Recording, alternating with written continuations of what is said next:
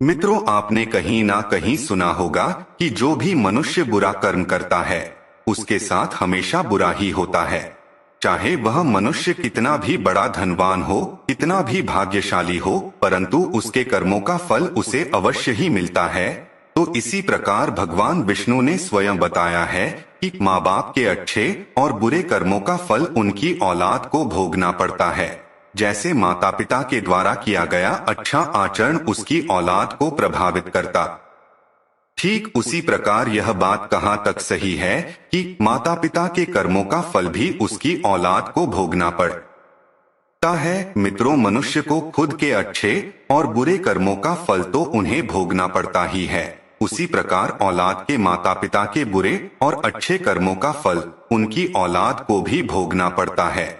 मित्रों, चलो मैं आप सभी को वह प्रिय कथा सुनाता हूँ, परंतु मैं इस कथा को सुनाने से पहले इस वीडियो को देखने वाले सभी दर्शकों के लिए भगवान श्री राम से प्रार्थना करता हूँ कि अगर आप सभी भगवान श्री राम के सच्चे आचरण को दिल से मानते हो तो अपने मन में निहित पूरी श्रद्धा से इस वीडियो के कमेंट बॉक्स में कमेंट अवश्य कर देना और इस वीडियो को पूरा अवश्य देखना और कमेंट में जय श्री राम लिखना। प्रभु श्री राम, जो भी मनुष्य ऐसा करेगा उनके घर परिवार में सुख शांति बनी रहे और उसके परिवार को संपत्ति से भर देना। मित्रों, चलो अब हम कथा को प्रारंभ करते हैं।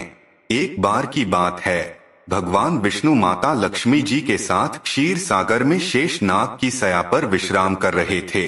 तभी माता लक्ष्मी भगवान नारायण से कहती हैं, हे नाथ, मेरे मन में एक प्रश्न उठ रहा है कि क्या माँ बाप के अच्छे और बुरे कर्मों का फल पुत्र को भोगना पड़ता है या नहीं। माता लक्ष्मी की इस बात को सुनकर भगवान विष्णु कहते हैं, हे देवी लक्ष्मी, आपने यह जो प्रश्न किया है यह सत्य है। माता पिता के द्वारा किए गए अच्छे और बुरे कर्मों का फल उसकी औलाद को अवश्य ही भोगना पड़ता है। अब माता लक्ष्मी कहती हैं, हे नाथ, कैसे माता पिता के कर्मों का फल उसके पुत्रों को क्यों मिलता है। तब भगवान श्री हरि विष्णु कहते हैं, हे देवी, मैं आपको एक प्राचीन समय की बहुत ही महत्वपूर्ण कथा सुनाता हूँ। इस कथा को सुनने के बाद आपको पता चल जाएगा कि कैसे माँ बाप के अच्छे और बुरे कर्म का फल उनकी औलाद को मिलता है या भोगना पड़ता है। परंतु हे देवी, जब तक मैं कथा को सुनाऊंगा तुम पूरे सच्चे मन से मेरी इस कथा को सुनना, और जो भी मनुष्य मेरे द्वारा सुनाई गई कथा को पूरा सच्चे मन से सुनता है तो मैं उसके समस्त पापों को नाश करके उसे स्वर्ग लोक में उचित स्थान देता हूँ, और जो भी मनुष्य इस कथा का प्रचार प्रसार करता है उसे वैकुंठ लोक में स्थान प्राप्त होता है। तब माता लक्ष्मी कहती है कि हे नाथ, मैं आपके द्वारा सुनाई गई कथा को संपूर्ण विश्व जगत में विख्यात भी करूंगी, कृपया आप उस कथा को सुनाइए। मित्रों, अब भगवान विष्णु कथा को सुनाना आरंभ करते हैं और कहते हैं, हे देवी, प्राचीन काल की बात है, एक गांव में एक किसान रहता था। वह किसान बहुत ही गरीब था, वह बहुत मेहनती था। वह किसी तरह से मेहनत और मजदूरी करके अपने घर का खर्च चलाया करता था। वह मजदूरी में दिन भर काम करके बाद 1 रुपया कमा पाता था। अपने कमाए गए पैसे से वह उसमें से कुछ रुपयों को नित्य दान दे दिया करता था और 5 रुपए में अपने परिवार का पालन पोषण किया करता था। इस तरह से काम करते हुए उस किसान को काफी समय बीत गया था। कुछ समय बाद ही उस किसान को 2 जुड़वा पुत्र हुए। अब उस किसान के परिवार में कुल 4 सदस्य हो गए थे, 2 पति पत्नी और उसके 2 जुड़वा लड़के। धीरे धीरे अब बड़े हो रहे थे तो उनके पालन पोषण में किसान को समस्या होने लगी। मित्रों, क्योंकि इधर दिन के दिन महंगाई बढ़ती जा रही थी। अब भगवान विष्णु माता लक्ष्मी जी से कहते हैं, हे देवी लक्ष्मी, जब धीरे धीरे किसान के लड़के समझने योग्य हुए तो एक दिन किसान के दोनों लड़कों ने अपने पिताजी से कहा कि पिताजी, आप नित्य 10 रुपए कमाते हैं, जिसमें से 5 आप दान कर देते हैं। इसी वजह से अब 5 रुपए में हम अपना गुजारा कैसे कर पाएंगे। जब किसान ने अपने बच्चों के मुंह से ऐसी बातें सुनी तो वह चुप होकर वह अपने बच्चों को देखता रहा। किसान को चुप देख करके उसकी पत्नी ने कहा कि नहीं बेटा, ऐसी कोई बात नहीं है। आपके पिताजी रोज 10 रुपए कमाते हैं और 5 रुपए दान कर देते हैं। यह किसी और के लिए नहीं करते हैं, यह तुम्हारे लिए ही दान करते हैं, दूसरों के लिए नहीं करते। परंतु मित्रों, वह दोनों किसान के लड़के इस बात को अभी समझने योग्य नहीं थे, क्योंकि अभी उनकी अवस्था वह थी कि उनको सिर्फ अपने बारे में ही चिंता रहती थी, दूसरों के लिए नहीं। वह दोनों नन्हे बालक थे। मित्रों, अब भगवान विष्णु कहते हैं, हे देवी लक्ष्मी। इसी तरह से कुछ समय बीतता गया और उस किसान के दोनों लड़के धीरे धीरे बड़े होने लगे। लेकिन हे देवी लक्ष्मी, कहते हैं ना कि जब सब कुछ अच्छा चल रहा होता है तभी कुछ अनिष्ट हो जाता है। वही उन दोनों बालकों के साथ हुआ। एक दिन किसान अपना काम करके घर की ओर आ रहा था, तभी आते समय जंगल में उसके ऊपर एक बाघ ने आक्रमण कर दिया, जिससे उस किसान की मृत्यु हो जाती है। जब किसान की पत्नी और उसके दोनों पुत्रों को पिता की मृत्यु की खबर मिली तो उनको बड़ा दुख हुआ। अब वह किसान के बच्चे अपने पिता के बिना अनाथ हो गए। फिर एक दिन किसान के दोनों लड़कों ने अपनी माँ के पास आकर माँ से पूछा कि माताजी, हमारे पिताजी कहाँ चले गए हैं? वह इतने दिन से क्यों नहीं आए हैं? तब किसान की पत्नी ने कहा कि बच्चों, तुम्हारे पिताजी हम सबको छोड़ करके भगवान भोलेनाथ के पास चले गए हैं। जब तुम्हारे पिताजी थे तो रोजाना 10 रुपए कमाते थे और 5 रुपए की बचत करते थे, जिससे हमारा पालन पोषण उसी 5 रुपए में हो जाता था और बाकी के 5 रुपए वह दान कर देते थे। परंतु बच्चों, तुम्हारे पिताजी तो अब है नहीं, तो अब हमारा पालन पोषण कैसे होगा? कैसे हमारा पेट भरेगा? अब वह माँ अपने दोनों बच्चों से कहती है कि बच्चों, जिस घर में गरीबी होती है उसका कोई सहायक नहीं होता है, उससे सभी दूर भागने लगते हैं सिवाय भगवान के। बच्चों, क्योंकि भगवान ही एक ऐसे हैं जो गरीबों के सहायक होते हैं। अब अपनी माँ की बात सुनकर उन बच्चों ने अपनी माँ से कहा कि माता जी, ऐसा मत सोचिए, हम दोनों भाई भगवान भोले बाबा के पास जाएंगे और अपने पिता को ले आएंगे, क्योंकि हमारे भगवान भोले बाबा बड़े दयालु हैं। वे हमारे दुखों को देखकर हमारे ऊपर अवश्य ही उन्हें दया आएगी और वह हमारे पिताजी को हमारे साथ अवश्य ही भेज देंगे। मित्रों, भगवान विष्णु आगे कहते हैं, हे देवी लक्ष्मी, उन नन्हे बच्चों की बात पर उसकी माँ ध्यान नहीं देती है। एक दिन की बात है, किसान की पत्नी अपने दोनों लड़कों को घर पर छोड़ करके गांव में किसी काम के लिए चली गई और उधर जो उसके दोनों लड़के थे वह दोनों भाई आपस में सोचने लगे, क्यों ना हम कैलाश पर्वत पर भगवान शंकर के पास चले और अपने पिताजी को वापस लेकर के आए। ऐसा सोच करके दोनों अपने पिताजी को लाने के लिए वह दोनों भाई अपने घर से चल देते हैं। मित्रों, उन दोनों भाइयों को चलते चलते काफी समय बीत गया। जब दोनों भाइयों को थकान का अनुभव हुआ तब वह दोनों भाई जाकर एक बहुत ही विशाल बरगद के पेड़ को देखकर उस पेड़ की छाया में आकर के खड़े हो गए। अब दोनों भाइयों ने सोचा कि बरगद के इस पेड़ की छाया में थोड़ा सा विश्राम करते हैं। अब वह दोनों भाई उसी बरगद के पेड़ के नीचे आकर बैठकर विश्राम करने लगे। तभी उस बरगद के पेड़ ने इंसान की वाणी में कहा कि हे पुत्रों, तुम लोग कौन हो और कहाँ जा रहे हो? मेरी छाया में आज तक तुम्हारे जैसे कोई कोमल बालक नहीं बैठे हैं। अब उन दोनों बच्चों ने कहा कि हे महान वट, हम दोनों किसान के बेटे हैं और अपने पिताजी को लाने के लिए हम कैलाश पर्वत पर भगवान भोले बाबा के पास जा रहे हैं। जब उस बरगद के वृक्ष ने उन बच्चों की बात सुनी तो उसने कहा कि हे पुत्रों, तुम मेरे लिए भी भगवान भोले बाबा से एक प्रश्न पूछ करके आना। और वह पेड़ कहने लगा कि मैं कई वर्षों से यहाँ पर लगा हुआ हूँ, लेकिन मेरा एक भी पत्ता जमीन पर नीचे नहीं गिरता है कि मेरी डालियां कभी सूखती हैं। मैं कितने वर्षों तक और यहाँ पर खड़ा रहूंगा? मैंने अपने पूर्व जन्म में ऐसा कौन सा पाप किया था जिस कारण से मुझे इस योनि से मुक्ति नहीं मिल पा रही है? इसका कौन सा कारण है? मेरा यह प्रश्न भोले बाबा से अवश्य पूछ लेना। तब उन दोनों बालकों ने कहा कि ठीक है, हम भगवान भोले बाबा से तुम्हारा यह प्रश्न अवश्य ही पूछ करके आएंगे। मित्रों, भगवान विष्णु माता लक्ष्मी से आगे कहते हैं, हे देवी लक्ष्मी। इतना कह करके वह दोनों बालक वहां से आगे चल देते हैं।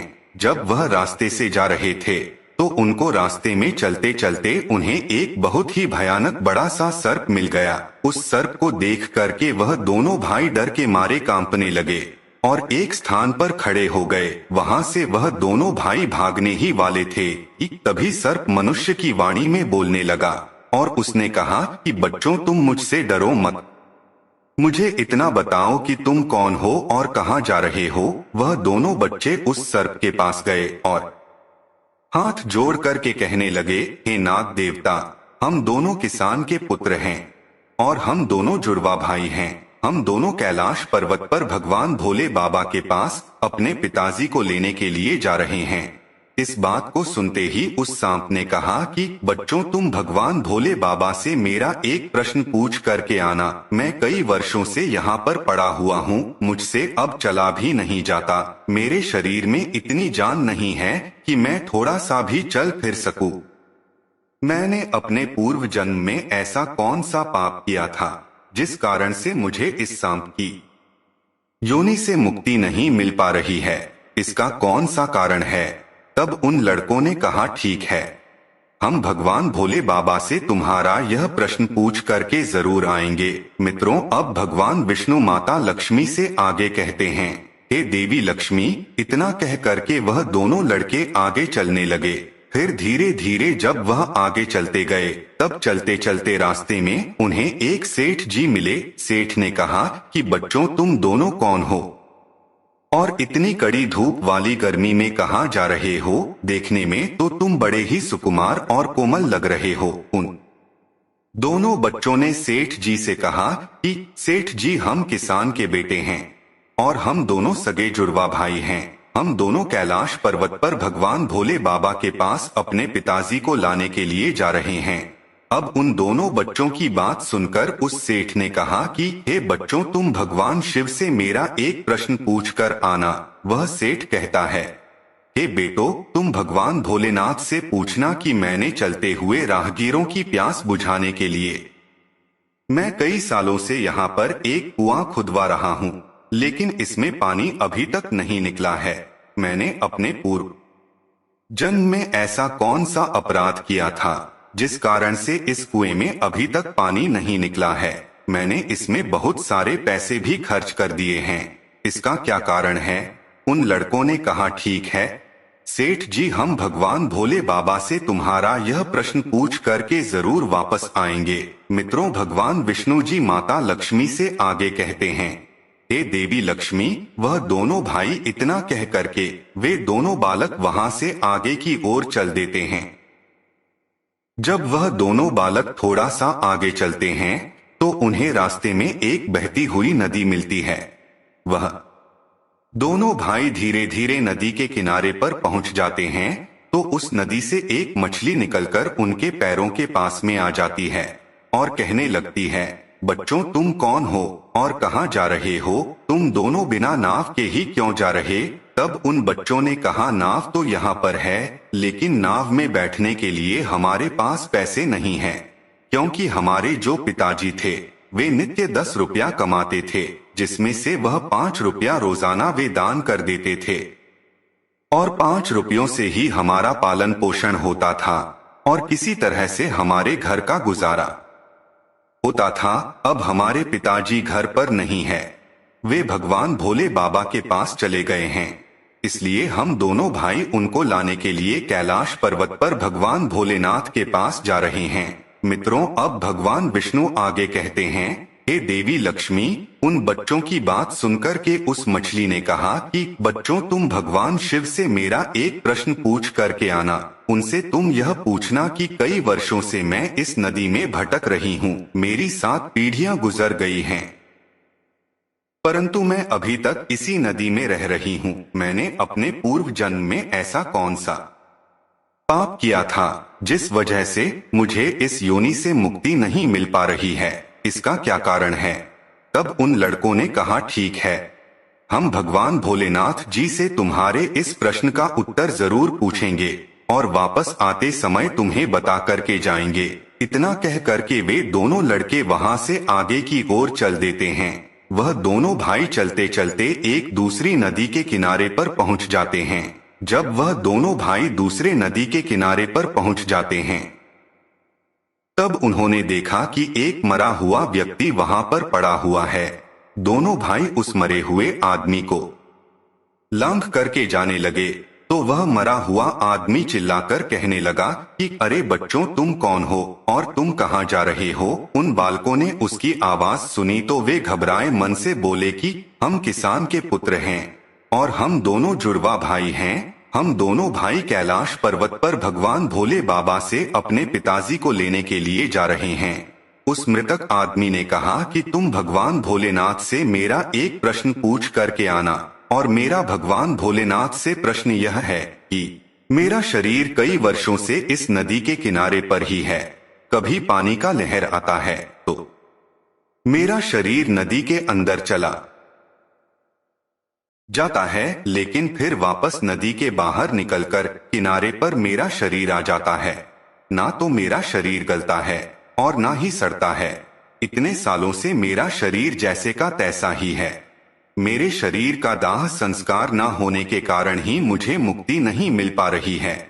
मैंने अपने पूर्व जन्म में ऐसा कौन सा पाप किया था जिसके कारण मुझे इस शरीर से मुक्ति नहीं मिल पा रही है, और इसका क्या कारण है। उन लड़कों ने कहा ठीक है, हम भगवान भोलेनाथ से तुम्हारा यह प्रश्न पूछ करके जरूर आएंगे। मित्रों, अब भगवान विष्णु माता लक्ष्मी से कहते हैं, हे देवी लक्ष्मी। अब इतना कह करके वे दोनों बालक आगे की ओर चलने लगे। अब अंतिम समय में वह दोनों भाई चलते चलते कैलाश पर्वत पर भगवान भोलेनाथ के पास पहुंच गए और हाथ जोड़ करके भगवान भोलेनाथ को दोनों भाइयों ने प्रणाम किया। और वह भोलेनाथ से कहने लगे कि हे भोले बाबा, मेरे पिताजी कहाँ पर है। जब हमारे पिताजी घर पर थे तो वे रोजाना 10 रुपए कमाते थे और जिसमें से वे 5 रुपए दान करते और 5 रुपए से हमारे परिवार के लोगों का पालन पोषण करते थे। लेकिन अब वे जब घर पर नहीं हैं तो हम दोनों भाई और हमारी माँ भूखे मर रहे हैं। आप उन्हें जल्दी से हमारे साथ हमारे घर पर भेज दीजिए। मित्रों, अब भगवान विष्णु माता लक्ष्मी से कहते हैं, हे देवी लक्ष्मी। भगवान भोले बाबा ने उन दोनों बालकों की बात सुनकर कहा ठीक है, मैं तुम्हारे पिताजी को तुम्हारे साथ घर पर भेज दूंगा। पहले तुम दोनों भाई यहाँ पर बैठो। भगवान भोलेनाथ ने उन दोनों बालकों को अपने पास में बिठाया और उन दोनों को माता पार्वती ने अच्छा भोजन कराया। भोजन कराने के बाद भगवान भोलेनाथ ने पूछा कि तुम दोनों भाइयों को और क्या चाहिए। अब उन दोनों भाइयों ने रास्ते में जो जो उनसे प्रश्न किए गए थे वह सभी प्रश्न को उन दोनों बालकों ने भगवान भोलेनाथ के सामने कह दिए। भगवान भोले बाबा ने उन सभी के प्रश्न का उत्तर दिया और कहा कि हे पुत्रों, तुम दोनों जाते समय उन सबको उनके उत्तर बताते जाना। साथ ही भगवान भोलेनाथ ने कहा कि तुम दोनों अपने घर पर जाओ, तुम्हारी माँ तुम्हारा इंतजार कर रही होंगी, तुम्हारे पिताजी तुम्हारे घर पर पहुँच जाएंगे। फिर दोनों भाई भगवान भोलेनाथ को प्रणाम करके वहां से वापस अपने घर की ओर निकल पड़ते हैं। जब वह घर जा रहे होते हैं तो चलते समय रास्ते में सबसे पहले उन्हें वही मरा हुआ आदमी मिल जाता है जो नदी के किनारे पर पड़ा हुआ था। वह उन दोनों बालकों को देखकर मरा हुआ आदमी कहने लगा, बच्चों, तुमने भगवान भोले बाबा से मेरा प्रश्न पूछा था कि नहीं। तब उन्होंने कहा कि हाँ, हमने भगवान भोलेनाथ से तुम्हारा प्रश्न पूछा था। भगवान भोलेनाथ ने कहा कि तुम पहले बहुत बड़े विद्वान थे, परंतु आपने किसी को भी अपना ज्ञान नहीं बांटा। अब मर गए तो वह ज्ञान तुम्हारे अंदर ही अंदर खोल रहा है। जब तक तुम अपना ज्ञान किसी को नहीं बांटोगे तब तक तुमको तुम्हारी आत्मा से शांति नहीं मिलेगी। मित्रों, भगवान विष्णु माता लक्ष्मी से कहते हैं, हे देवी लक्ष्मी। उस मृतक आदमी ने कहा कि बच्चों, अब ऐसी हालत में मेरे पास ज्ञान लेने के लिए कौन आएगा, तुम ही मेरा ज्ञान ले लो। फिर उस मृतक आदमी ने दोनों भाइयों को जितना भी उसके पास ज्ञान था वह सारा ज्ञान उन दोनों बालकों को दे दिया और ज्ञान देने के बाद तुरंत ही उसकी आत्मा को मोक्ष की प्राप्ति हो गई। फिर दोनों भाई वहां से आगे चल दिए। जब वह आगे गए तो उनको वही मछली मिली। उस मछली ने कहा कि बच्चों, क्या तुमने भगवान भोले बाबा से मेरा प्रश्न पूछा था या नहीं? उन दोनों बालकों ने कहा कि हाँ, भगवान भोलेनाथ से मैंने तुम्हारा प्रश्न पूछा था। उन्होंने कहा है कि तुम्हारे अंदर अमृत है, जब तक तुम इस अमृत को किसी को नहीं दोगी तब तक तुम ऐसे ही व्याकुल रहोगी। फिर मछली ने कहा कि बच्चों, अब कौन मुझे मिलेगा? एक काम करो, तुम ही मेरा अमृत ले लो। फिर मछली ने अपना अमृत उन दोनों बच्चों को दे दिया और अमृत देते ही उस मछली की को मोक्ष की प्राप्ति हो गई। अब वह दोनों भाई फिर थोड़ा आगे बढ़े तो दोनों भाइयों को रास्ते में फिर से वही सेठ मिल गया जो राहगीरों के लिए कुआं खुदवा रहा था। उस सेठ ने जैसे ही दोनों लड़कों को देखा तो बड़े प्रेम के साथ कहने लगा कि बच्चों, तुम दोनों लोगों ने मेरा प्रश्न भगवान भोले बाबा से पूछा था या नहीं? उन्होंने कहा कि हाँ, पूछा था। भगवान भोलेनाथ ने कहा कि आपके घर में 2 जवान कन्या कुंवारी बैठी हुई हैं। जब तक आप उन दोनों कन्याओं का विवाह नहीं करेंगे और उनका कन्यादान नहीं करेंगे तब तक इस कुएं से पानी नहीं निकलेगा। पहले जो तुम्हारा कर्म है उसे करिए, जो ईश्वर ने तुमको दायित्व सौंपा है। पहले आप कन्यादान करो, उसके बाद इस कुएं को खुदवा। अब वह सेठ कहने लगा कि मैं अपनी कन्याओं के लिए लड़के कहाँ ढूंढने के लिए